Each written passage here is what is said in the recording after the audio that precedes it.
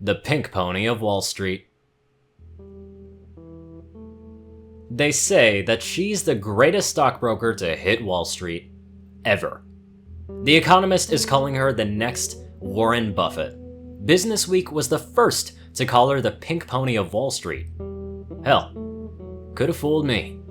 Firstly, you'd never guess, but she's an equestrian. Yeah, like a four-legged bright pink horse with pictures of balloons on her ass and poofier hair than Jimi Hendrix.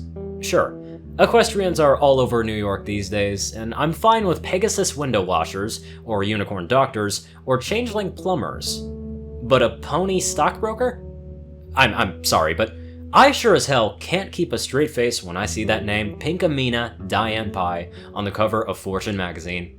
I work in the office next to her. The pink pony of Wall Street's office is identical to mine, a 200 square feet windowless cubicle with this hideous green shag carpet straight out of the 70s. It's bigger than my apartment, though.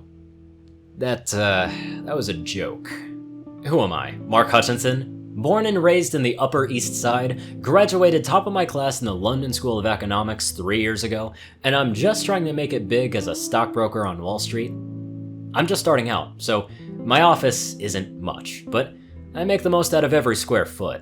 I've got my adjustable standing desk, Nespresso machine, 4 27-inch LCD screens to keep an eye on stock prices, a phone with a direct line to the trading floor, an exercise bike, and a mini fridge with a few expired sandwiches in case I have to stay late. I took a peep at Miss Pie's office once while she was using the bathroom. In her 200 square feet, she got a gumball machine, a bunch of balloons that she reinflates every week, a disco ball, pictures of Equestria on the wall, and that's all I managed to see before I heard Miss Pie's voice behind me. I had a feeling you'd be here, Marky. What's up? Do you need something? A lollipop? Or a stick of bubblegum? If you're watching your weight, I have the 0-calorie kind. After I recovered from the shock, she can be pretty damn frightening sometimes. I readjusted my blazer and tie and said, "No, Miss Pie, I'm just fine. Thank you for the offer." Miss Pie nudged my chest with her hoof, messing up my tie again. Oh, call me Pinky. I hate when the magazines use my legal name instead of my nickname. Pinkamena just sounds so not me, don't you agree? I mean, don't you just hate it when the magazines print your legal name on their cover? Oh, gee.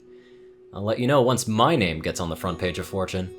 So that's about the extent of my relationship with Miss Pie. Strictly professional, I assure you.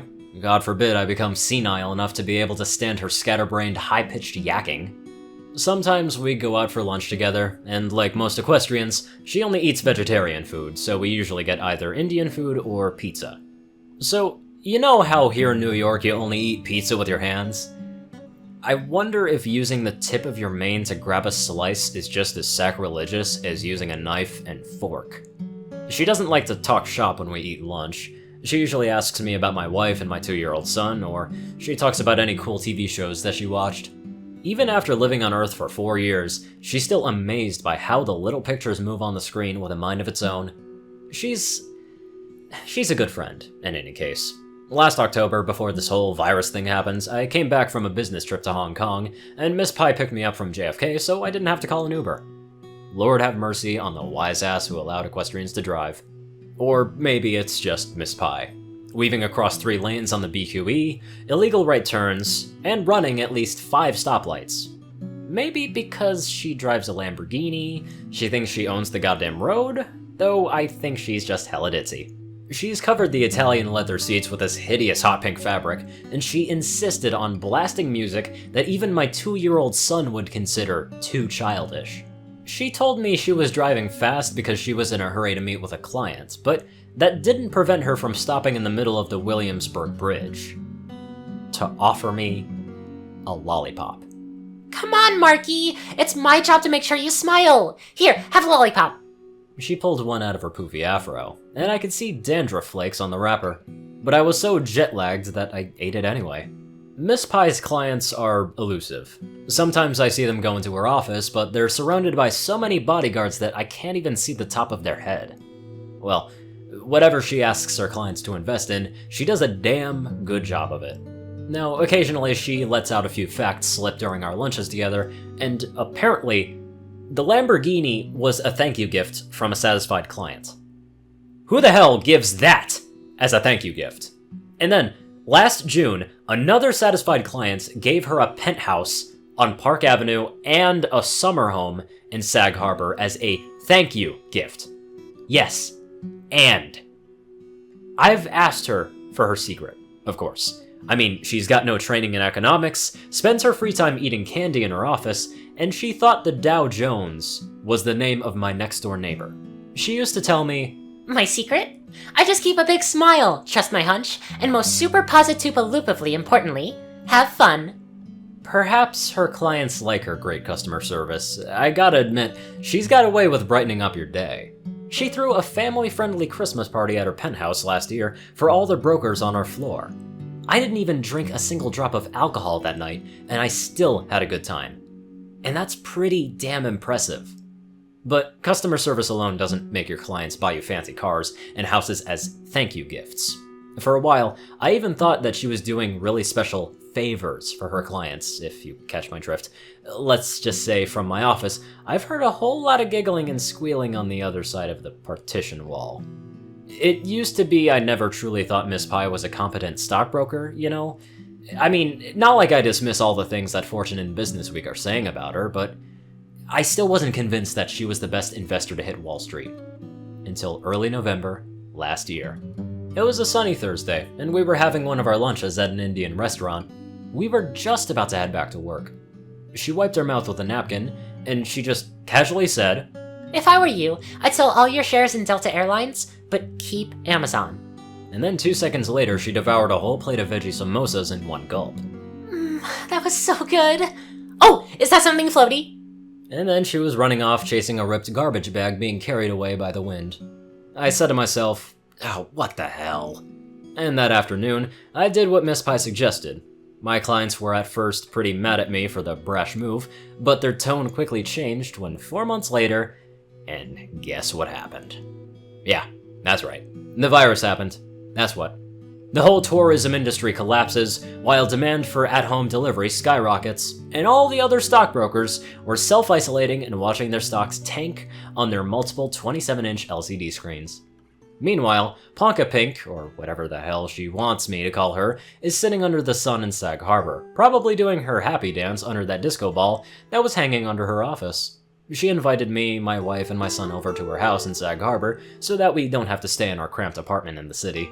It's still a bit too cold for swimming, but my son loves the indoor slide that she built in the basement. Yesterday afternoon, while my wife played with my son outside, I sat on the lawn chair next to Miss Pie, drinking coffee. I asked Miss Pie the obvious question. How the hell did you know that the pandemic was gonna happen? How do you just know when to sell and when to buy? So, She smirked. you want to know my real secret? If you're willing to share, Miss Pie, I said. If you're willing to stop calling me Miss Pie. She retorted. Of course, Pinky. So she told me her secret, as a single run-on sentence. Well, the first thing I do when I wake up in the morning is I have a glass of 2%, not whole, but 2% milk with my oatmeal, and then I check the clock, and if the sun comes up and I feel my tail go all twitchy-witchy, it means the NSADAQ is gonna be super bitchy. Forgive me if I can't recall everything she said. I don't understand most of it, to be honest. Something about a special sense, a twitchy tail. Achy right shoulder means the market will turn over. And the rest I didn't catch.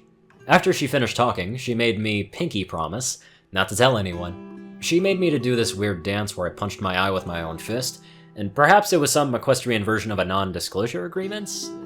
Whatever. It's not like I'm worried. Even if I wanted to use Miss Pie's secret, I don't think I'd be able to. You know, I always wondered why she never moved out of her old 200 square foot office. I never asked her, but I think I know the answer. With her track record, she could be working for some big-name firm by now. But she's just that good. She doesn't need a fancy office or a big corporate empire to be a legendary stockbroker. There's no one like her. And nothing will ever change that. All she needs is 200 square feet, and a gumball machine, and a disco ball. Heck, she really is the pink pony of Wall Street. Man, that ending was so sweet. went from a guy who was very hard and not really believing in Pinky at first, all the way up till now. That really does melt my heart. It's so sweet. Anyway, I'd love to give a very special thank you to my sweet donators. Top donator, Dash of Evergreen, Peter Coulthard, Dresdon, Dospo, RuneScythe9852, CourierCruz CI, Delta Omega, Ryanny Dragonwolf, Dwight Cornel, Gagi, Secret Moon, Tal Rasha, Starlight Glimmer, David D. Sanchez, Trey, Pokekiller Zach, Soul Dragon, Dak Britton, Joe Piercy, and Alex F. Thank you all very much for watching this video, and I will see you all in the next one.